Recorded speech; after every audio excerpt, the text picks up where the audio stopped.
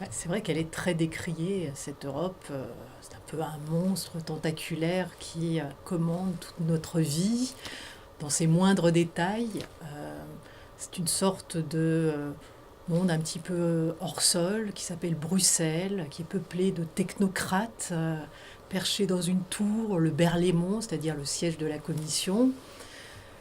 Et ces fonctionnaires décident de moindres détails qui sont parfois inutiles, parfois complètement ubuesques. Ils fixent la taille des cages à poules, ils fixent la taille des concombres. On pense qu'elle régit 80% de nos lois nationales.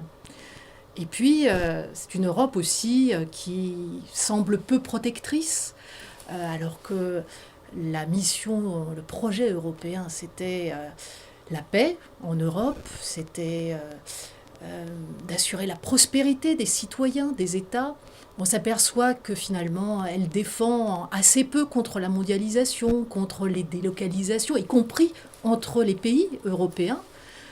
Et du coup, on considère que effectivement, c'est une Europe qui ne protège pas, une Europe trop libérale, et une Europe qui pousse finalement, qui demande beaucoup et qui accorde peu. Voilà. Une Europe qui impose des réformes du travail douloureuses, une austérité douloureuse, et finalement qui n'accorde pas en échange la, la prospérité et la protection qu'elle avait promis au départ.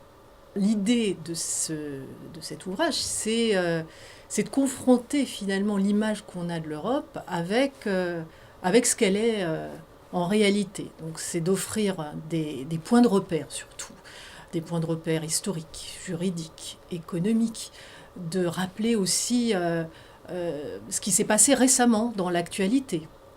Et puis d'offrir une perspective un petit peu différente sur cette Europe. On a, nous en France, une perspective très française, très nationale.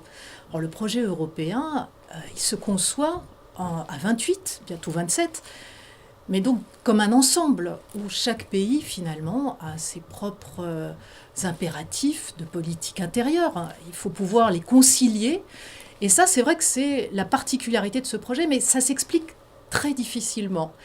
Euh, donc l'idée, c'était aussi d'apporter ce contre-jour en fait des autres pays européens face à ce que nous on a comme attente en Europe. Donc l'idée, c'est pas de prêcher la bonne parole, c'est pas de dire voilà ce que l'Europe aurait dû faire, ne pas faire.